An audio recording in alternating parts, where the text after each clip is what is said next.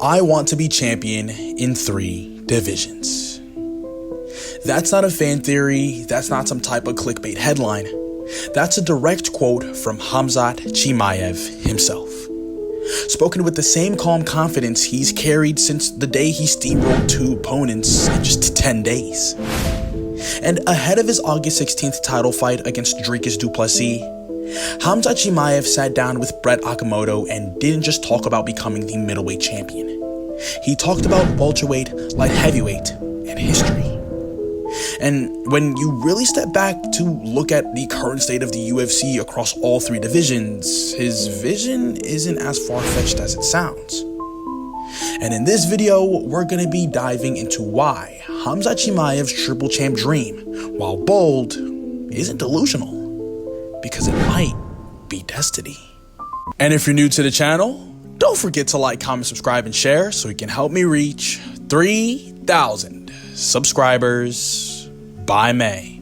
I'll deeply appreciate you. And make sure you join the official UFC Discord, link in the description. Alright, so look.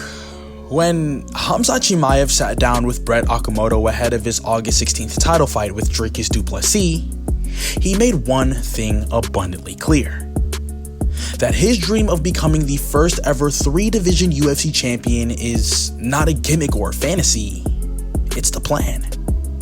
And when you ask me, I 100% agree with it. Because this isn't some random journeyman barking up some big aspirations with no resume to back it up. This is Khamzat Borscht Chimaev we're talking about. The same Khamzat Chimaev who made UFC history within just 10 days of his UFC debut. 2 wins, 2 finishes, and not a single significant strike absorbed. Then he goes on to complete the fastest 3-fight winning streak in modern UFC history in just 66 days. That alone set the tone that this guy was different, and he wasn't just winning, he was dominating. And from the moment that Khamzat entered the UFC, he's been marketed, measured, and moved like a future legend. And the conversation of him being a potential triple champion, welterweight, middleweight, and light heavyweight, isn't some exaggerated fantasy cooked up by the fans. It's coming straight from the source. Khamzat Chimaev himself, as well as his team, who genuinely believe that this is a plausible outcome.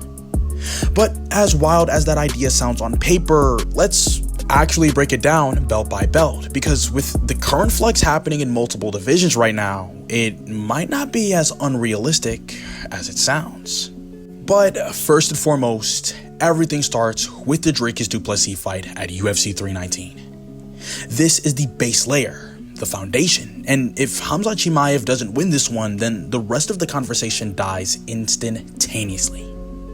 But let's be real right now, because most people aren't doubting Khamzat Chimaev's chances here. And whether or not you hate the guy or you love the guy, you've got to admit that stylistically speaking, Dricus du Plessis is a winnable fight for the Boers.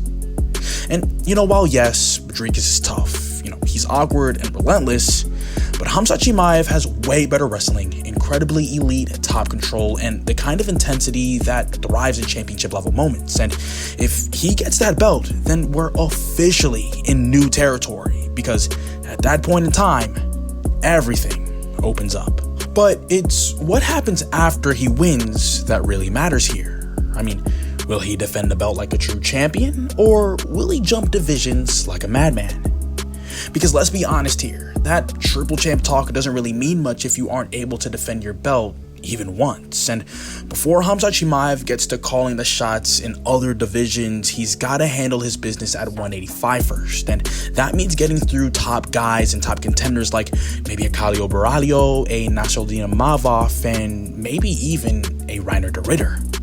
I mean, you want to be legendary, defend your belt at least twice, and then show that you're the man at middleweight before going hunting somewhere else. But now, here's where things get a little messy, because Khamzat says that he can go back down to welterweight, and his coach even backs it up. And while yeah, from a promotional standpoint, nothing would generate more hype than a fight between Jack Della Maddalena versus Khamzat Borscht Chimaev. I mean, 2 undisputed champions, toe-to-toe. Australia versus the UAE. One of the UFC's best boxers versus the UFC's best wrestler. That's not just a fight, that's a pay-per-view monument. But let's take a breath real quick, because Khamzat Chimaev's history at 170 pounds isn't exactly squeaky clean. I mean, who can forget about UFC 379, when he came in at 7.5 pounds overweight, and since then he's been walking around even heavier than ever before, and filling in his frame to be a proper middleweight. So unless he goes through some type of complete body transformation, welterweight should just realistically be off the table. I mean, would I love to see a fight between Khamzat Chimaev and Jack Della? Absolutely. Would it be a legacy-defining moment for both parties involved? For sure, but the risk of a bad weight cut or a botched rehydration at this point in his career is just not worth it. I mean, we've seen too many greats fumble their momentum chasing lower weight glory, and Khamzat just doesn't need that right now. But if there is a second belt in Khamzat Chimaev's future, it's not at welterweight. It's at 205, and honestly, I think he can do it. And while the light heavyweight division is full of beasts, but most of them are not fully equipped to deal with a relentless chain wrestler who can strike, pressure, and scrap for 25 straight minutes. I mean, think about it.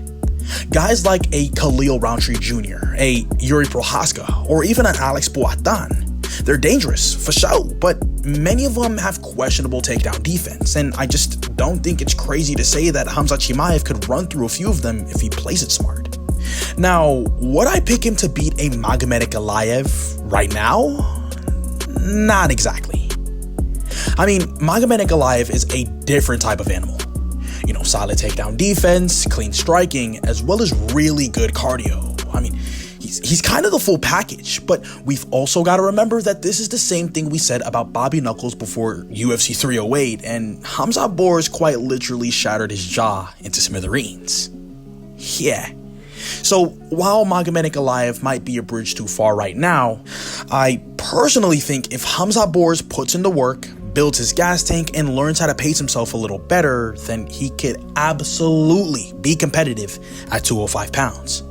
And if the belt happens to fall in the hands of Alex Poatan after a Magomed Ankalaev rematch, then the odds of Khamzat Bors taking the light heavyweight strap is almost guaranteed.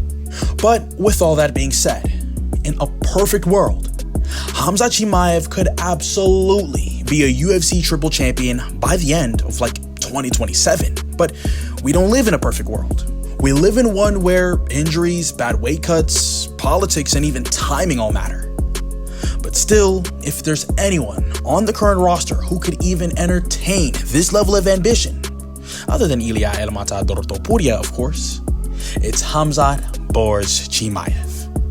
I mean, he's got the skills, he's got the confidence, he's got the team behind him, and most importantly, he's got the vision.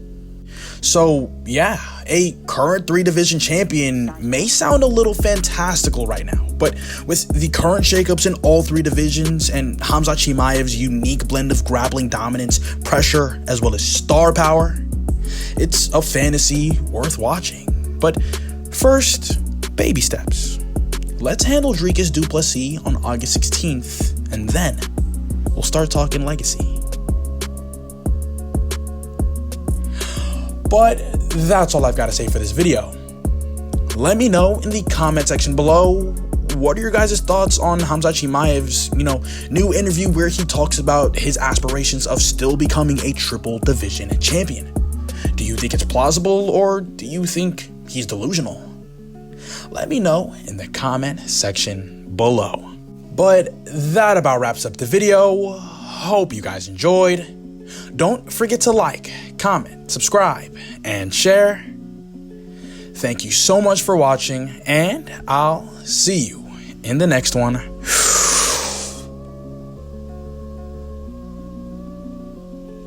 Ciao.